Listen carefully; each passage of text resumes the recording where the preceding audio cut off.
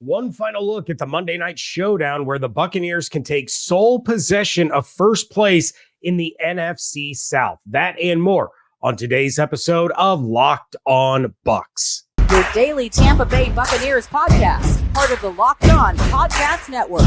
Your team every day.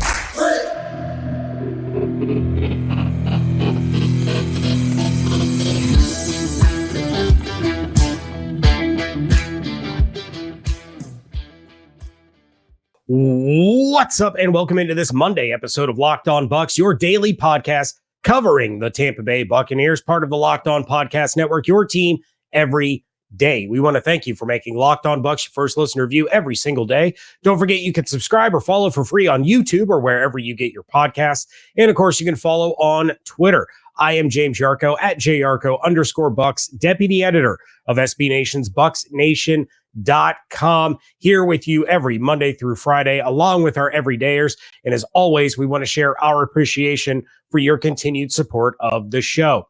This episode is brought to you by LinkedIn Jobs. LinkedIn Jobs helps you find the qualified candidates you want to talk to faster. Post your job for free at linkedin.com/LockedOnNFL. That's linkedin.com/LockedOnNFL to post your job for free. Terms and conditions apply.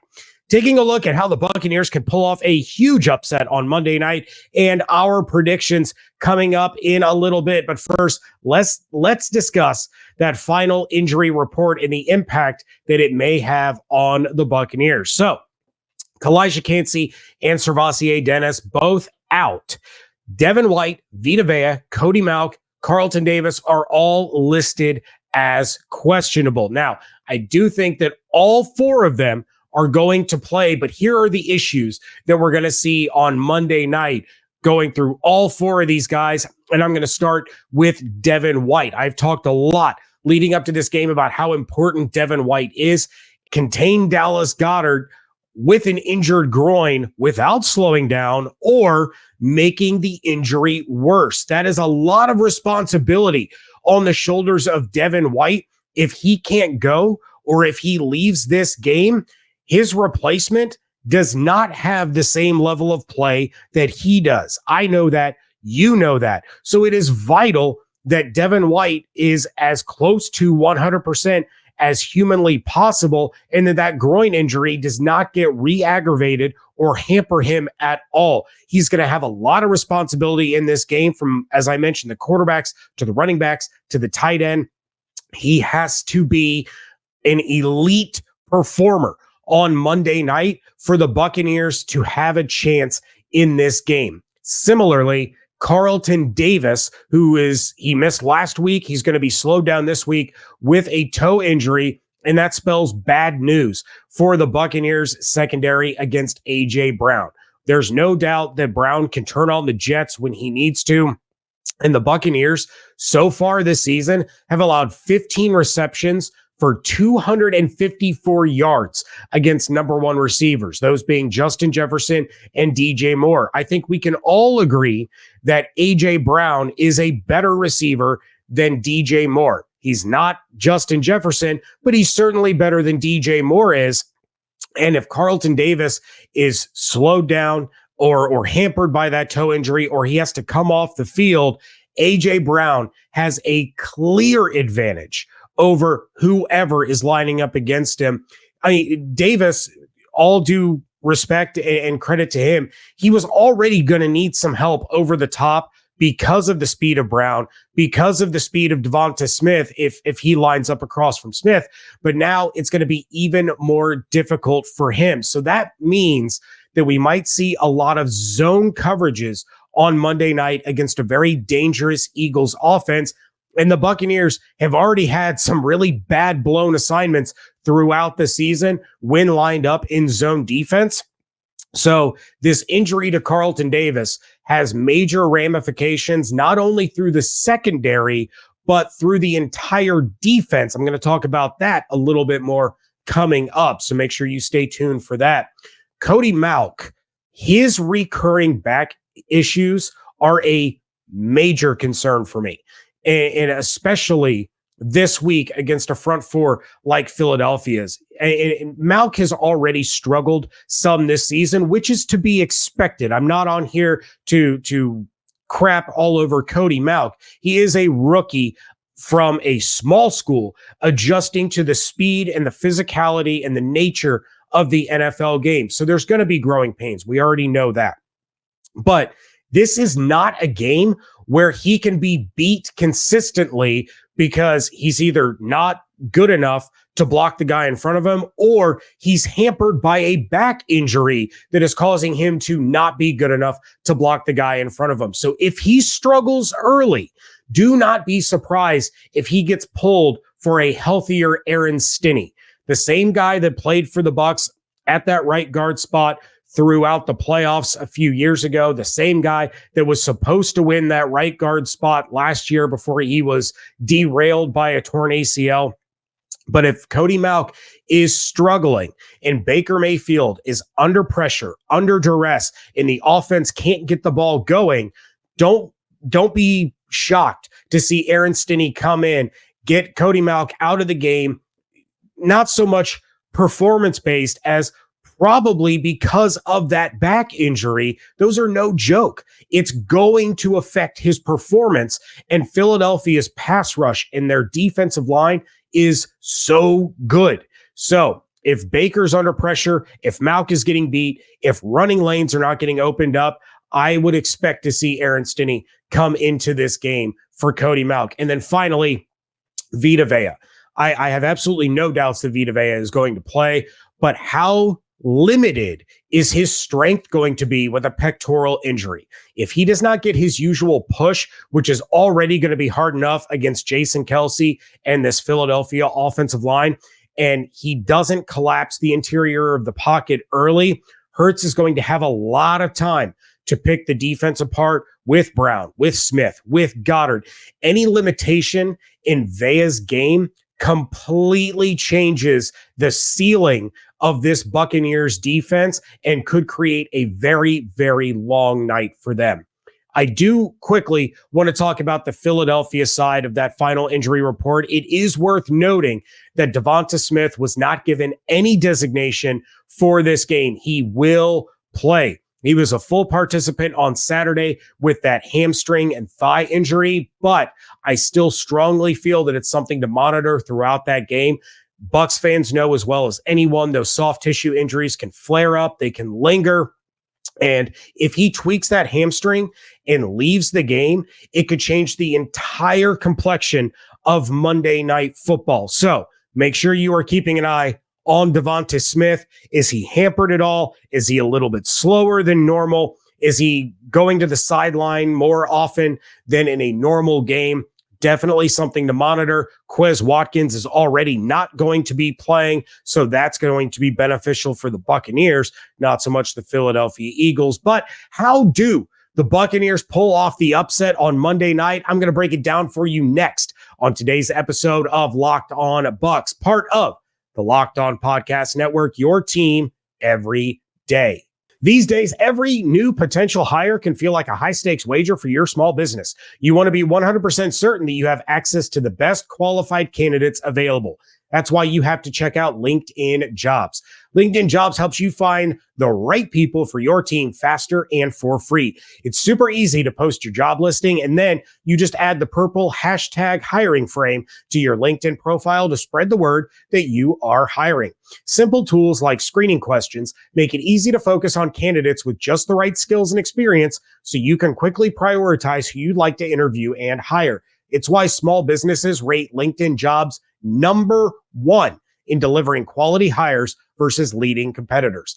LinkedIn Jobs helps you find the qualified candidates you want to talk to faster. Post your job for free at linkedin.com/lockedonnfl. That's linkedin.com/lockedonnfl to post your job for free. Terms and conditions apply.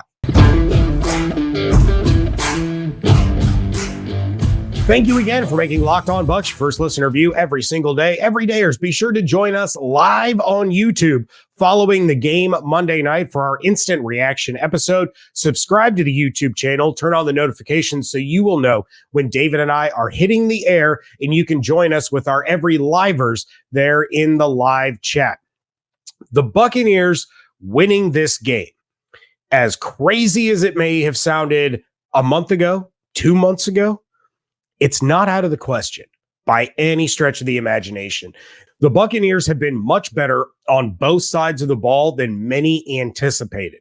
And while they do need to be nearly flawless to pull this off, here's the most important things for them to do, in my humble opinion. Let's start on the offensive side of the ball. First, you have to stay committed to the run. The Eagles, yes, are the number one rush defense in the NFL. They're allowing just 52 yards a game, but that doesn't matter. Think back to the Vikings game, where even though the run game was not garnering those big results, it continued to keep the Vikings defense honest and open up passing lanes down the field.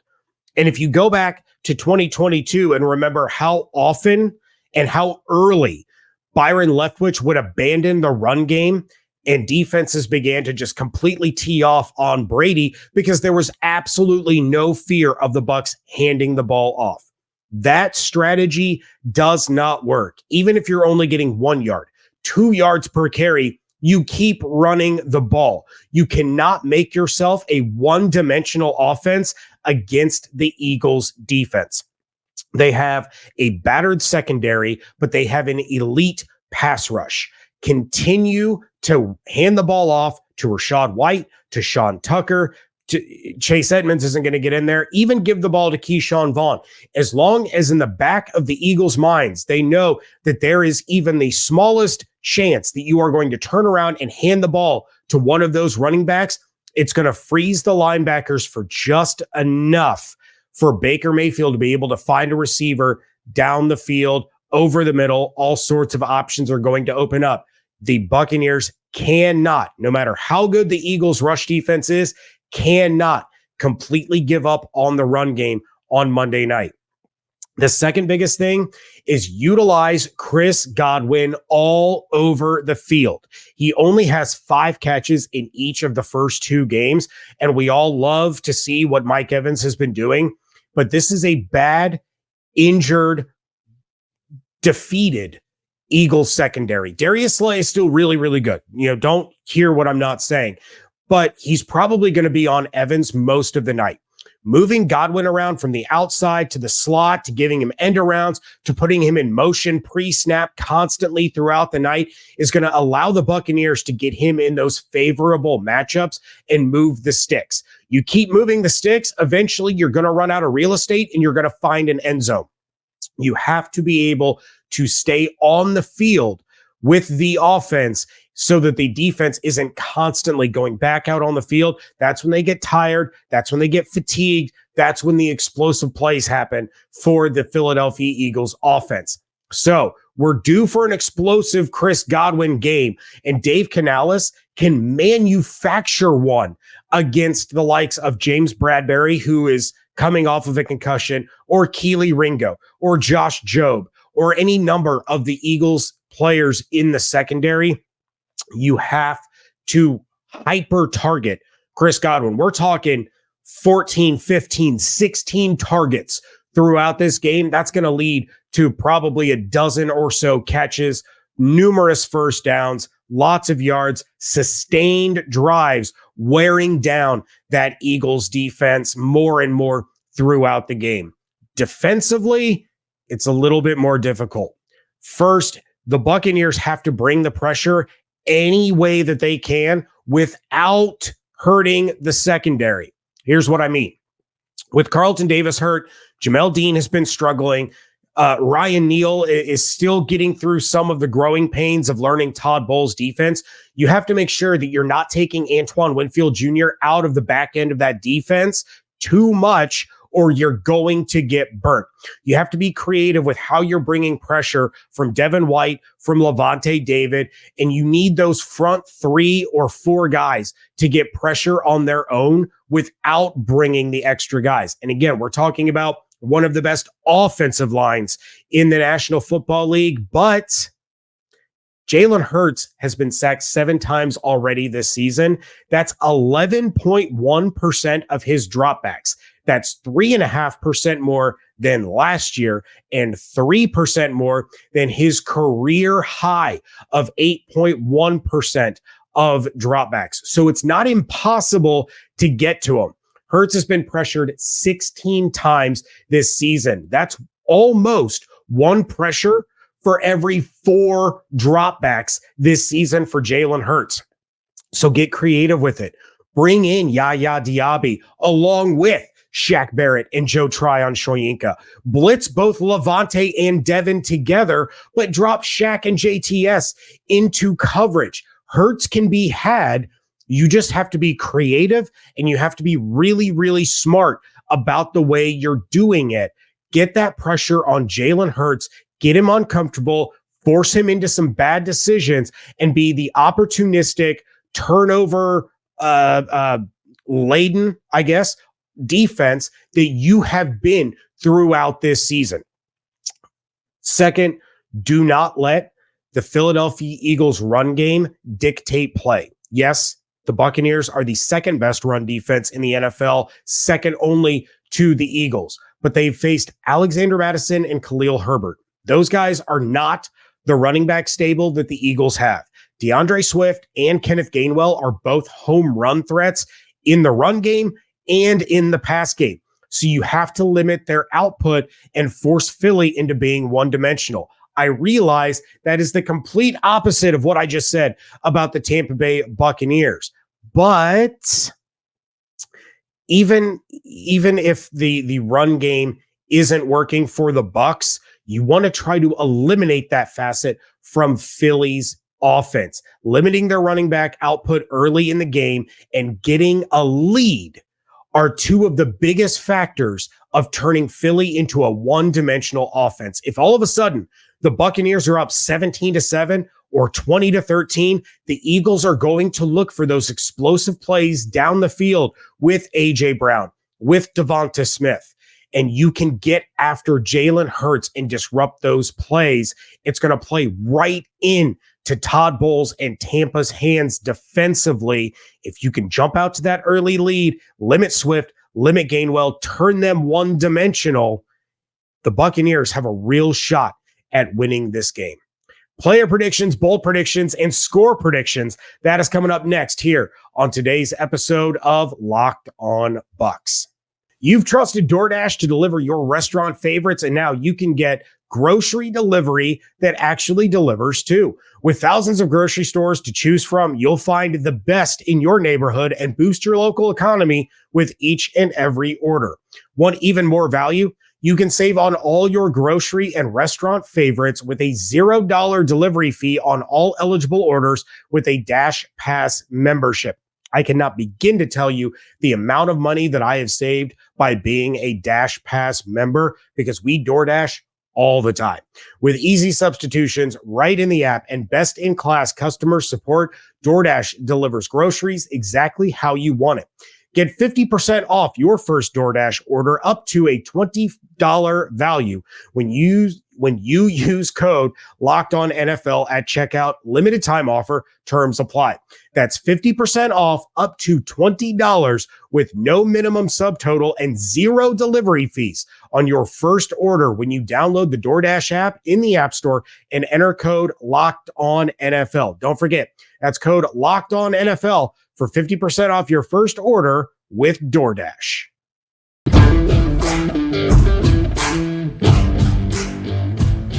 Wrapping things up here on a Monday edition of the Locked On Bucs podcast, and it is time for predictions. Now, obviously, David is not here. He did send me his predictions. Didn't really give me any explanation at all as to why these predictions are the way that they are. So we're going to guess a little bit. And we're going to start off with our predictive players of the game. And David is going with Levante David. And it's probably for a lot of the reasons that I talked about with Devin White and how important it is that he is at the top of his game. For Levante David, it's the exact same thing. He's going to be responsible for limiting Jalen Hurts, for helping shut down the running backs out of the backfield, for helping to limit Dallas Goedert's output. You know, when the Buccaneers have struggled against tight ends so far this season, TJ Hawkinson had a good game against them. Cole Kmet came up with some big catches for the Chicago Bears in week 2. So everything that I said about Devin White also applies to Lavonte David. Both of those guys need to have really, really big games for the Buccaneers if they are going to have a chance against the Eagles. For me, my predicted player of the game is Chris Godwin, and it's for all the reasons that I said before about getting him involved and moving him all over the place. Chris Godwin has the opportunity here. Dave Canales, Baker Mayfield have the opportunity to let Chris Godwin take over this game because they can manufacture so many mismatches that will help the Buccaneers move the sticks, gain positive yardage, continue moving the ball, continue gaining momentum on the offensive side, that you have to take advantage of it. You still throw the ball to Mike Evans, don't get me wrong, but you want to limit the opportunities that Darius Slay has to try to make a big play on the ball and a drive, things like that. And there's no other corner on the Eagles that can shut down a receiver the way Darius Slay can. So manufacture those positive matchups with Chris Godwin. I don't know if Darius Slay is going to shadow Mike Evans all over the field. So it may be a little bit of a combination of the two where you're putting Mike Evans in the positive matchup, you're putting Chris Godwin in the positive matchup. But I do feel that more often than not, it'll be Slay lined up across from Evans. From there, you need to hyper target Chris Godwin. He can be the absolute difference maker in this game if you are utilizing him correctly. I still think Cade Otton's going to get plenty of targets. They're going to use Trey Palmer's speed. They're going to use Devin Tompkins' versatility. But Chris Godwin, if the Buccaneers win, is going to be a guy that we come on this show Monday night after the game and talk a lot about of how he was the one that really sparked a victory. Bold prediction, David says that Baker Mayfield is going to have more rushing yards than Jalen Hurts. I'm totally fine with this. Can we just make sure that Baker Mayfield is not taking any more vicious hits? If he's going to have more rushing yards, can he at least get out of bounds or learn to slide or, any number of things that do not put him in harm's way? My bold prediction, the Buccaneers are going to win the turnover battle for the third straight week. Maybe 1-0, maybe 2-1, but I do think that this opportunistic Buccaneers defense is going to find a way to give the offense more opportunities by taking the ball away. You're going to bring exotic blitzes from all over the place. You're going to fake blitzes, drop guys into pressure, much like what you saw from Shaq Barrett on his pick six to seal the game against the Chicago Bears last week. This defense is red hot right now when it comes to takeaways. They are second in the league in turnover differential behind only the Cowboys heading in to the week 3 slate of games. That is going to continue, and it's going to help keep the Buccaneers in this game till the very, very end.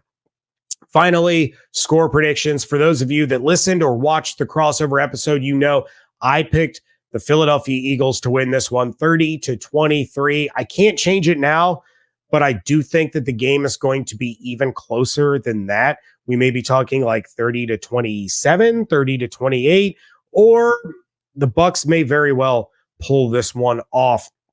David says the Bucs are going to cover, but the Eagles are going to win this one 24-21. So we both picked the Buccaneers to win against the Vikings. We both picked the Buccaneers to win against the Bears, and now we're both picking them to lose to the Philadelphia Eagles. Hopefully, all of you are back in the live chat Monday night to mercilessly ridicule us and make fun of us and laugh in our faces about how wrong we were. And we are talking about the Buccaneers being 3-0 at the top of the NFC South, preparing for a matchup that will decide who is in first place of the NFC South between the Bucs and the Jameis Winston-led New Orleans Saints. Could be happening. For now, that is going to do it for this episode. Again, subscribe to the YouTube channel. Turn on those notifications so you can join us live right after the game Monday night. In the meantime, though, of course, you can follow everything on Twitter at Locked On Bucs, at @JYarcho_Bucs, at DHarrison82, and check out everything that I'm doing over at BucsNation.com. Hope you all have an absolutely outstanding day. Stay safe, stay healthy, fire the cannons. Thank you so much for joining me right here on Locked On Bucs, part of the Locked On Podcast Network, your team every day.